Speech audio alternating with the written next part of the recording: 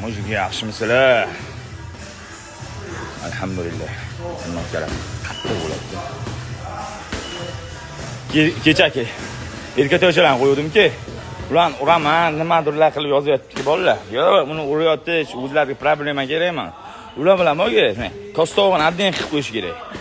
Palaskasi qilmaslik kerak. Mana serozning bolalar ular bilan mo'ga biron joyga ko'rib qolsa ham, qarochi pisand qilmay, qarochi o'tgan joyga o'tdimi?